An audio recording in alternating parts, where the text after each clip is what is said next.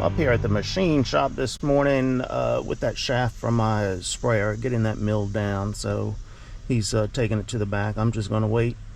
He's going to get right on it and hopefully take off what I need so I can get those bearings back on that sprayer, put it back together the way it's supposed to be.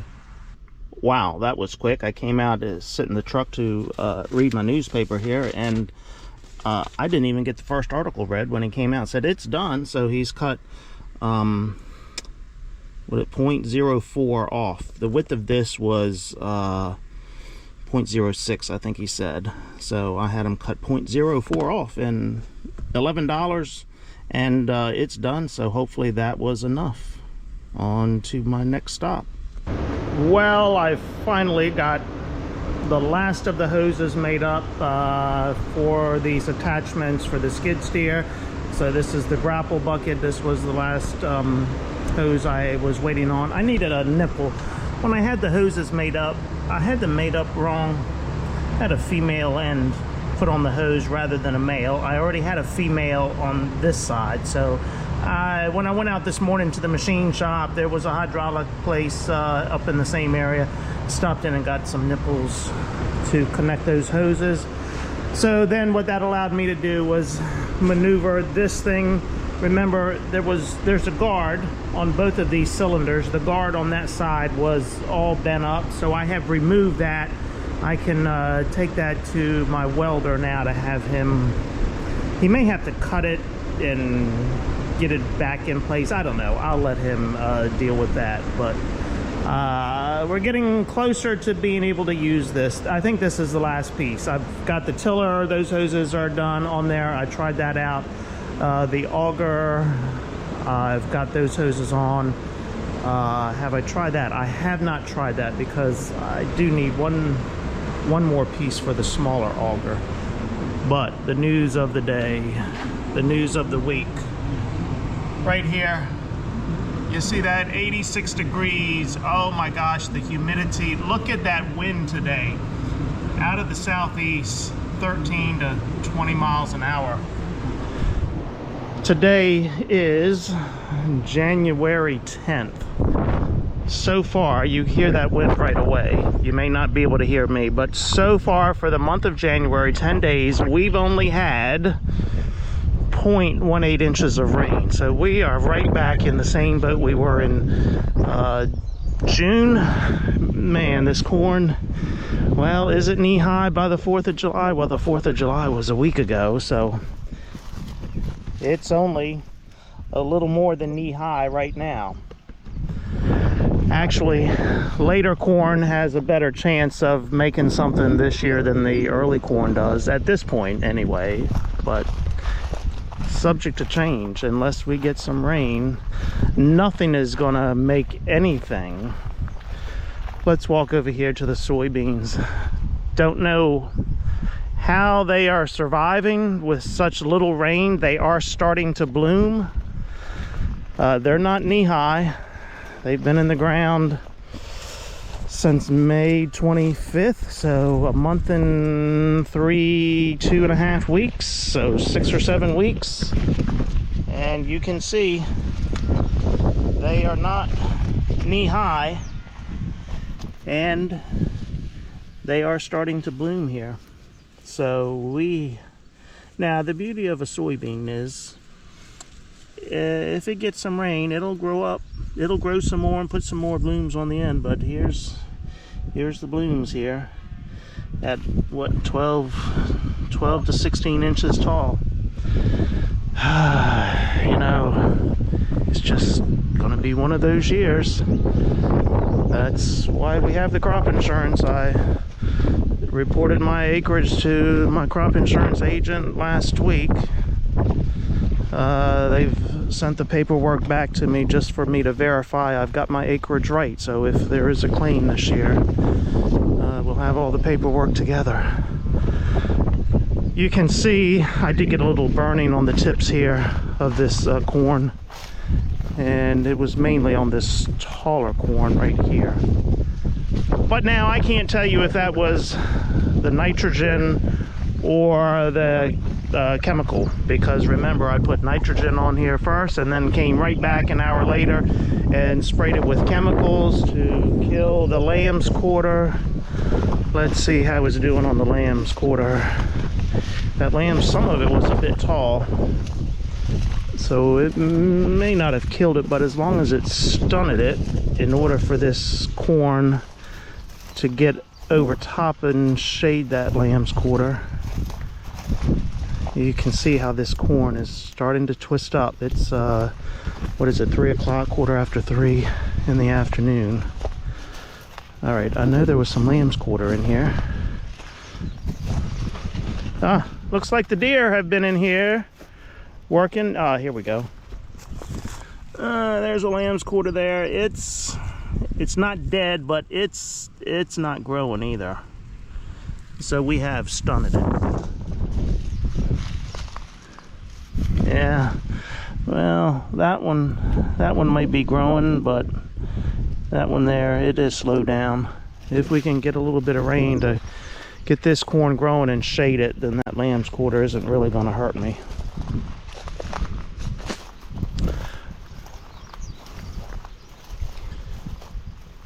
But you as you look across the field, you can see how these leaves are kind of rolling up and twisting here. Here's an example right here.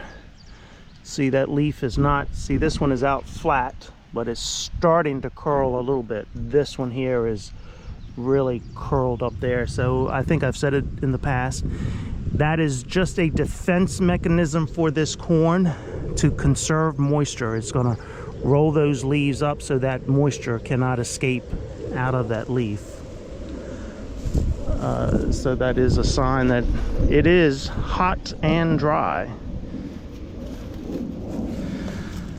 Oh boy, just one of those darn years that you're not going to come ahead any. I guess as long as we get the bills paid, that will be a help.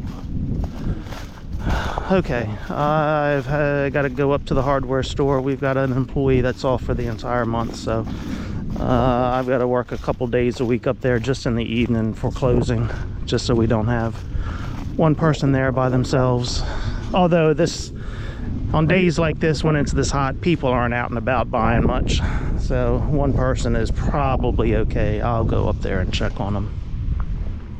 I was just out here minding my own business, putting the tank on the trailer here so I can spray some soybeans tomorrow, and I hear a yoo-hoo, and I turn around and look, and lo and behold, there is my aunt standing behind me with some fresh baked peanut butter cookies. They're still warm. Oh man, let's give one a try here.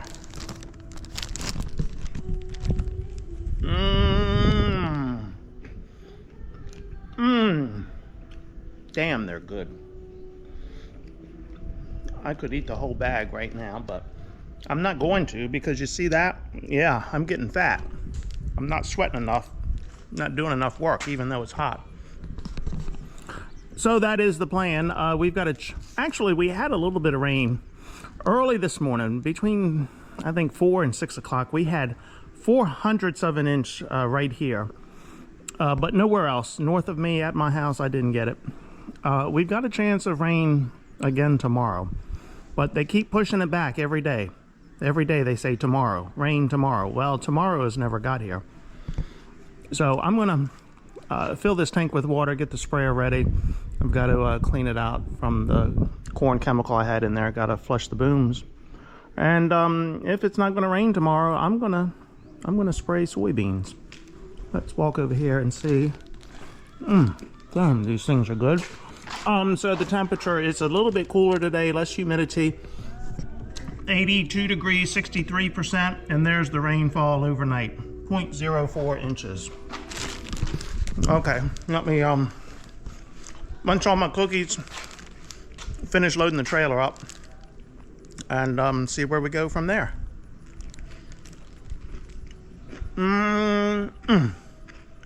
Delicious. Last week when I was putting that nitrogen on the corn, I needed this pump to pump the nitrogen out of the tank into my sprayer. Well, pulled it out, first crank on it, I broke the string, the pull cord, because it had a vapor lock on it, so it was locked up. So I took it all apart and cut the string. I thought I had enough string, starter cord still left on there, so I cut it, redid it, put it all back together. The damn thing is too short now, so I had to pull the old pump out to get that nitrogen on that corn. So I've gone to my local hardware store and got some more starter cord here. So I'm going to pull this apart and see if I can get this pump going again. It did not start even after I got this short string back on there, so I don't know if I wasn't able to crank it enough or if there's another issue with it that caused that vapor lock. But the first issue we have to deal with is the pull cord.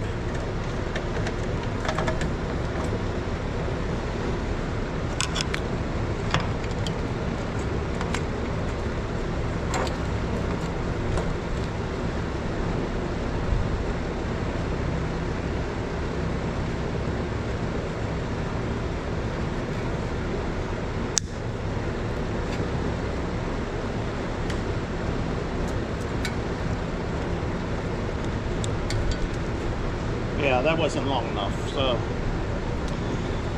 let's make it a little bit longer than that. Yeah, that should be long enough.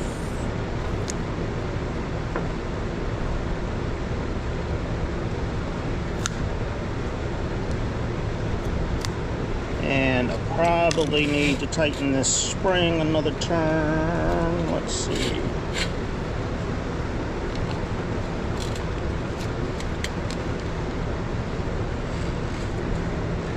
Put a knot in here.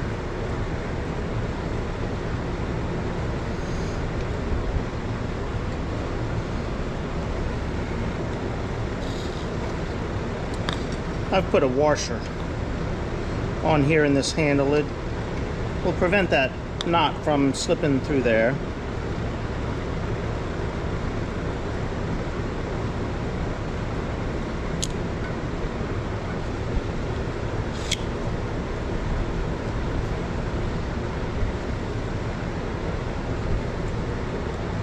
Let's see if I got enough spring on it to wind that in.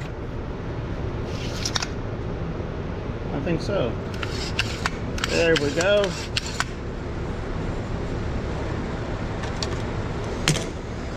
All right, just like that. Now let's see if she will start.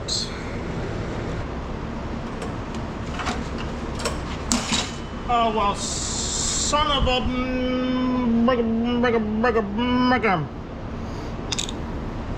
My knot didn't hold. Hell. And I looked at it twice and I thought, it should hold. I had the knot too close to the end of the string. All right, let's try this again.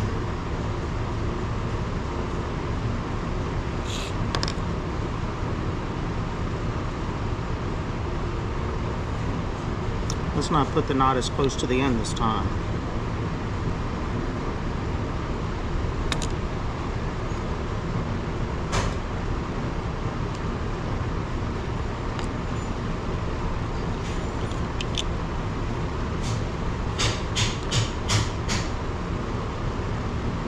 Okay, that should hold this time.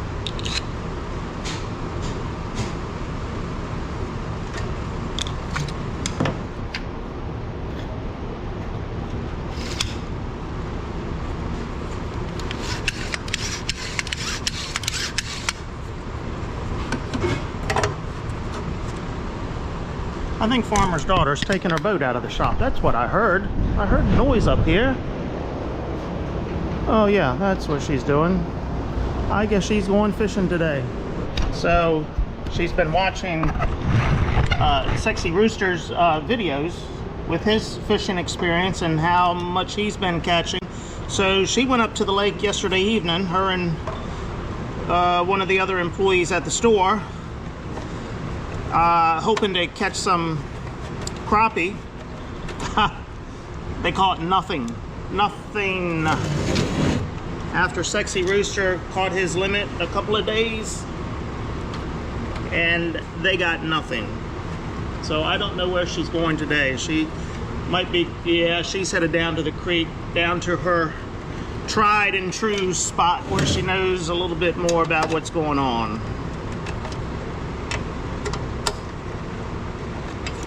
It was just so darn hot yesterday. I don't know how they stood it out there. All right, let's give this a shot again.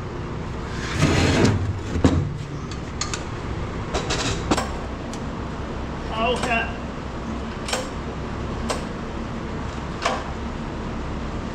I think I got a vapor lock again. Something is going on here. Something is going on. All right. All right, my guess is the carburetor float may be stuck. It's full of gas. I took the spark plug out and it is full of gas in there. See that? And that's the same way it was the last time. So I'm guessing the carburetor, something going on there, so I'm gonna have to pull this apart and figure all that out. I'm not a small engine mechanic. I know just enough to be dangerous. So let's see what happens when I pull it all apart. A little bit of gunk in the bowl of the carburetor. So yeah, that could be part of my issue. That gas was a little bit dark. So let me clean that up. It could be the float was stuck.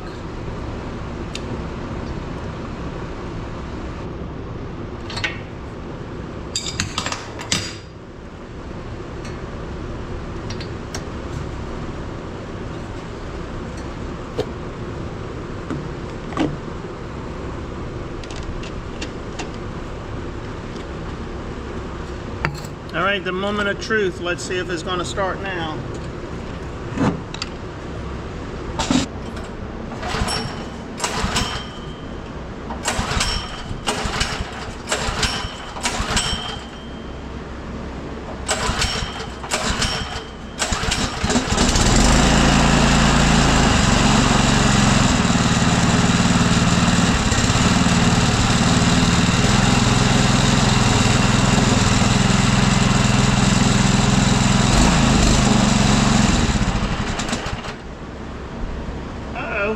That didn't look good.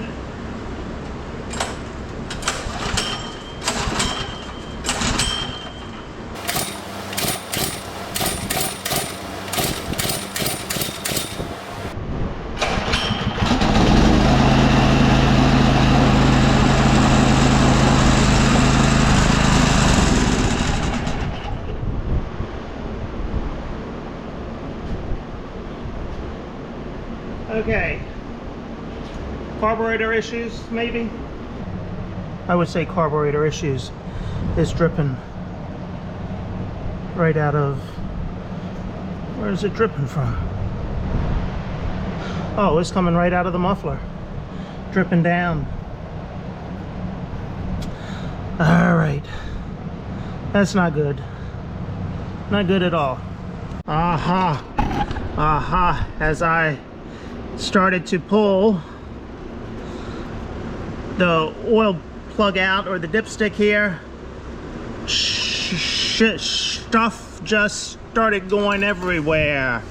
So I'm going to take this outside and open that oil plug up and see what's going on. Look at that. Look at that. Good gosh. I wasn't running on oil, I was running on gas. At least I think. Yep. Yep, that's gas. Holy crap, look at that.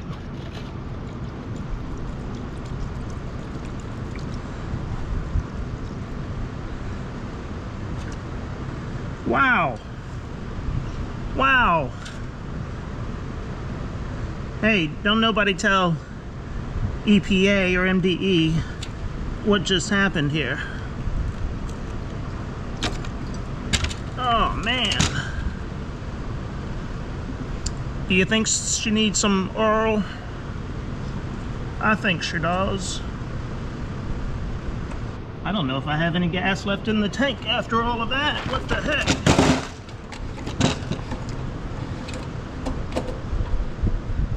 There's still gas in there. Hey, I wonder if there's oil in my gas tank.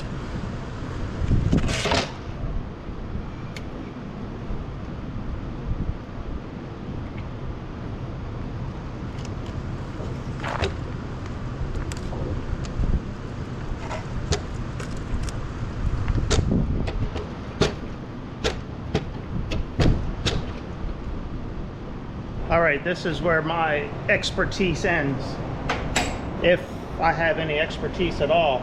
So maybe because the float was sticking and allowing gas to continually run, that gas went up into the head, and then because it was just sitting there, it was able to seep down through the piston into the crank. Is that possible? So if I have fixed the issue with the floats, then I should be able to put oil back in there and start it up and run it. What have I got to lose, right? In my head that makes sense, but I'm not a mechanic, so I don't really know if that's how it works. Let me turn around because of the light there. Okay, just what I suspected. So the first video I watched on YouTube, man, thank God for YouTube. What would we do without YouTube? The first video I watched, just as I suspected, that the float in here, an issue with the float for the carburetor or even the needle itself having a bad tip on it, allowing the gas to go up through there. In my case, because of all of that sludge that was in the bottom of this bowl, I think that was causing the float to get stuck, or maybe some trash to get up in there. And so that gas was just steady coming out of the tank, because the tank does sit above the carburetor here, or above the float. And so what that does is it forces that gas into the carburetor, into the intake, and that's why when I pulled the spark plug off, all that gas was right on top of there. And so eventually that gas is able to seep down through the piston, around the piston, and into the oil crank. So what I'm going to do, gas is, yes, the gas is on. I'll leave this sit overnight, and if there is an issue down here and that float is still stuck, or there's something wrong with that needle valve, when I come in tomorrow and pull this spark plug out, if there's gas in there again, like it was that you saw earlier, then I know I've still got an issue here and I've got to go back in and do some more cleaning. If there's no gas there, and I pull the dipstick out and there's no gas there, then I should be good to go. I can put oil back in here, and this baby should purr like a kitten then. So that's my plan. We'll see how that goes. You'll have to stay tuned for that. Hey, can you hear that? Oh my gosh, I almost forgot what that sounded like. Yep, that is rain falling. Friday morning about 10 o'clock. I have not left the house. I'm at my desk this morning catching up on some paperwork. Since it is a rainy morning, yeah, you can see water flowing down through my yard there. So far, I've had almost 1.5 inches here. Actually, what does that rain gauge say? That says 2 inches there. Well, it's above some trees, so maybe the trees are dripping into it as well. Officially 1.4 something inches here. Down at the farm, I've had a little over 2 inches. Just checked that weather station. So this is great. Much needed rain. I think it's supposed to rain a bit more today, so no complaints from me. Praise Jesus.